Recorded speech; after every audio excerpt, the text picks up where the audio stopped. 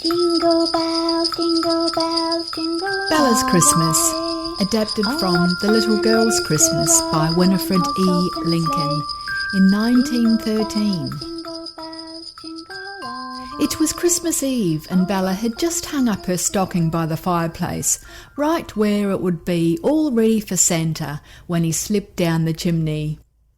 She knew he was coming because it was Christmas Eve, and because he had always come to leave gifts for her on all the other Christmas Eves that she could remember. She had seen his pictures everywhere downtown that afternoon as well, when she was out with Mother. Still, she just wasn't satisfied. Way down in her heart, she was a little uncertain. When you have never truly seen a person with your very own eyes, it's hard to feel as if you believed in Santa Claus, even though he has always left beautiful gifts for you every Christmas. "Oh, he'll come," said Bella to herself. "I just know he'll be here before morning, but I do wish—" Well, what do you wish? said a tiny voice close by her, so close that Bella fairly jumped when she heard it. "Why, I wish I could see Santa myself. I'd just like to go and see his house and his workshop and ride in his sleigh and meet Mrs. Santa. It would be such fun, and then I'd know for sure." Why don't you go then? said the tiny voice. It's easy enough. Just try on these shoes and take the light in your hand. You'll find your way all right. Bella looked down on the hearth. There were two little shoes side by side and a little spark of light close to them, as if they were all made out of one of the glowing coals from the fire. Such pretty shoes as they were, Bella could hardly wait to take off her slippers and try them on. They looked as if they were too small, but they weren't. They fitted perfectly. Just as Bella had put them both on and had taken the light in her hand, along came a little breath of wind, and away she went up the chimney, along with so many other little sparks. She went past the soot fairies and out into the open air, where Jack Frost and the starbeams were all busy at work, making the world look pretty for Christmas.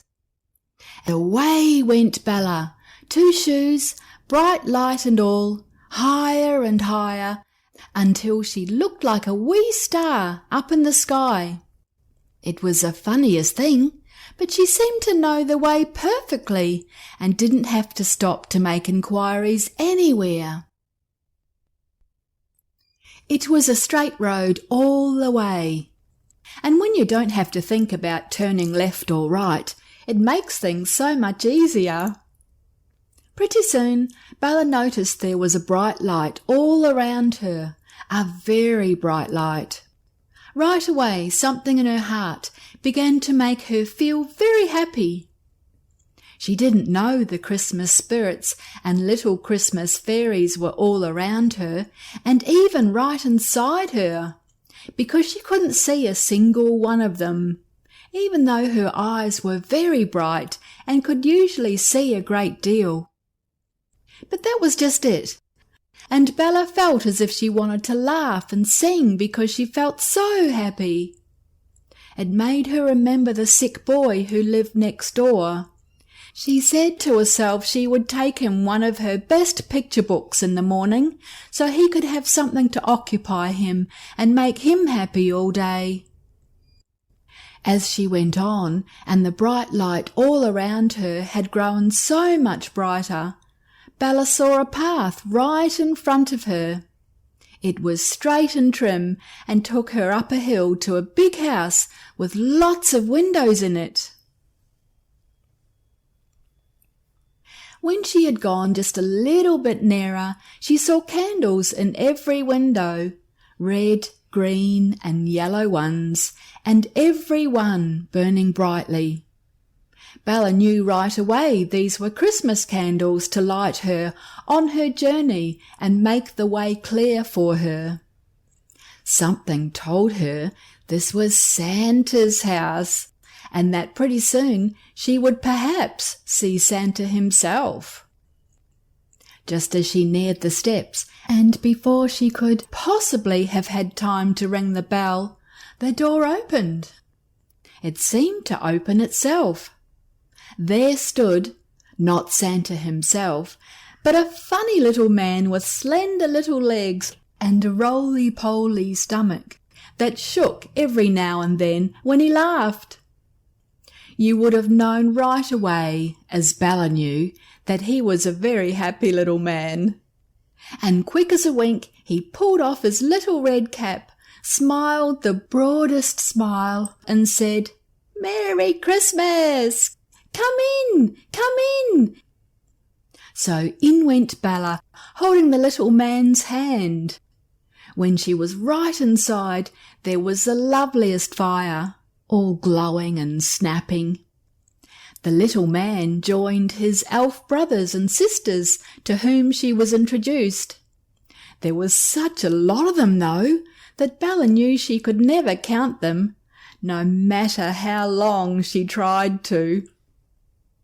All around her were bundles and boxes and piles of toys and games.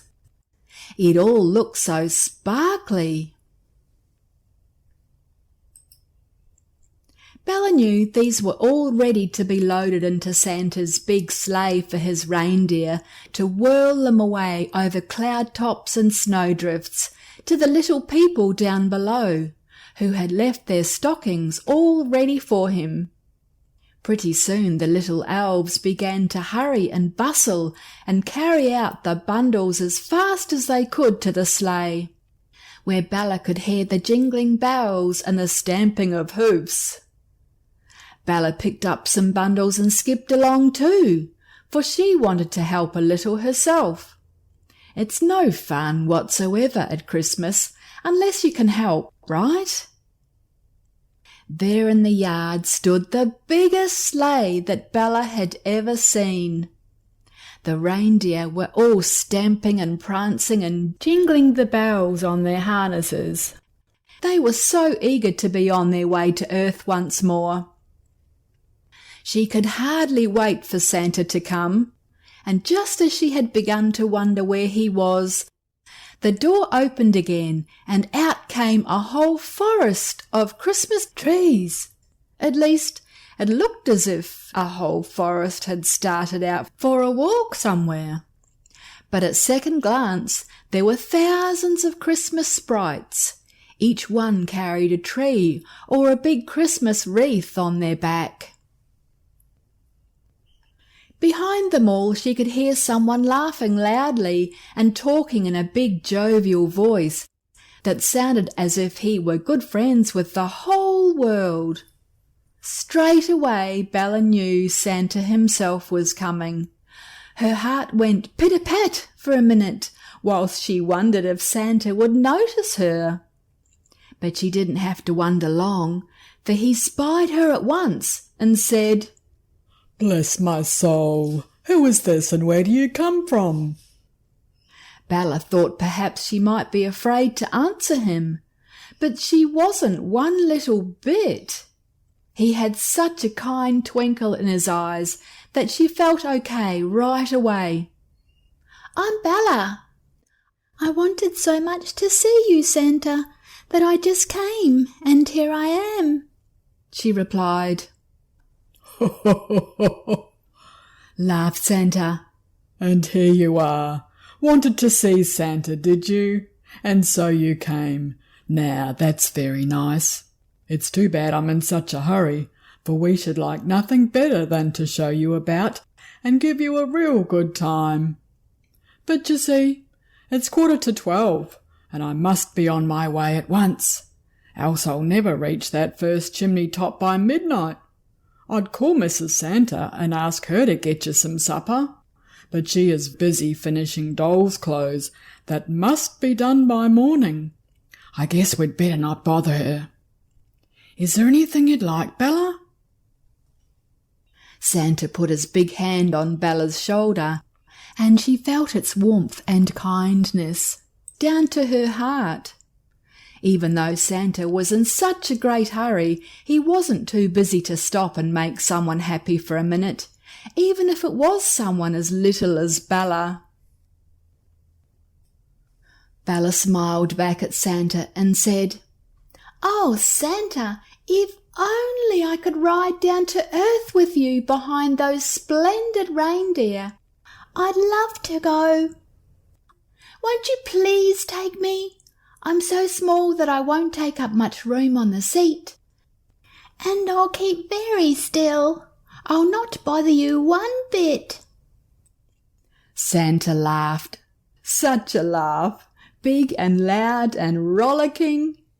He said, "Wants a ride, does she? Well, well. Shall we take her, little elves? Shall we take her, little fairies? Shall we take her, good reindeer?" All the little elves hopped and skipped and brought Bella a sprig of holly. All the little fairies bowed and smiled and brought her a sprig of mistletoe. All the good reindeer jingled their bells loudly, which meant, "Oh yes, let's take her. Let her ride." Before Bella could even think, she found herself all tucked up in big fur robes beside Santa.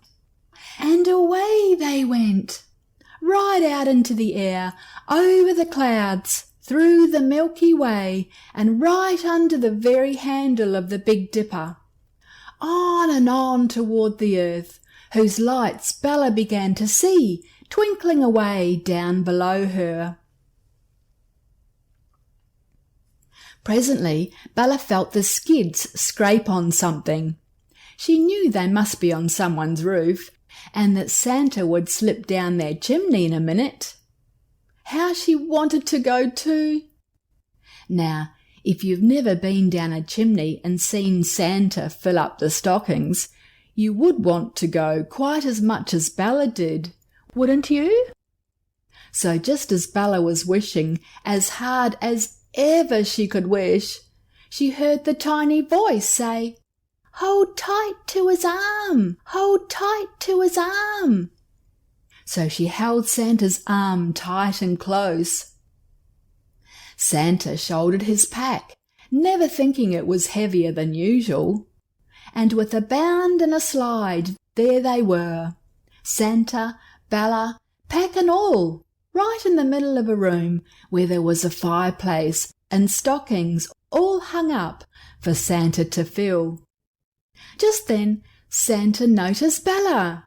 He had forgotten all about her for a moment, and he was very much surprised to find she had come too. "Bless my soul," he said. "Where did you come from, Bella? And how on earth can we both get back up that chimney again? It's easy enough to slide down, but it's quite another matter to climb up again." Santa looked rather worried. But Bella was beginning to feel very tired by this time, for she'd had a very exciting evening. She said, "Oh, never mind me, Santa. I've had such a good time. I'd just as soon stay here a while. I'll curl up on this comfy hearth rug and have a little nap. It looks so warm and cosy, just like our own hearth rug at home. And, oh, it is our hearth, and it's our lounge room. There's Teddy Bear, there, where I leave her every night, and there's Cat curled up under the tree." Bella turned to thank Santa and say goodbye to him, but either he had gone very quickly, or else she had fallen asleep very quickly. She could never tell which, for the next thing she knew, Daddy was holding her in his arms, saying, "What is my Bella doing here? You must go to bed. It's Christmas Eve, and old Santa won't come if he thinks there are any little folks still out of bed." But Bella knew better than that, and when she began to tell him all about it and how the Christmas fairies had welcomed her, and how Santa had given her such a fun ride, her dad laughed and said, "You've been dreaming, Bella. You've been dreaming." But Bella knew better than that too, for there on the hearth was the little black coal that had given her 2 shoes and the bright light. Also, tight in her hand, she held a sprig of holly that one of the Christmas sprites had placed there. More than all that, there she was on the hearth-rug herself, just as Santa had left her, and that was the best proof of all. The trouble was, Daddy himself had never been a little girl like Bella, so he wouldn't know anything about it. But we know she hadn't been dreaming now, don't we? The end. Merry Christmas! Jingle bells, jingle all the way. Oh, what fun it is to ride on a one-horse open sleigh. Jingle bells, jingle all the way. Oh, what fun it is to ride on a one-horse open sleigh.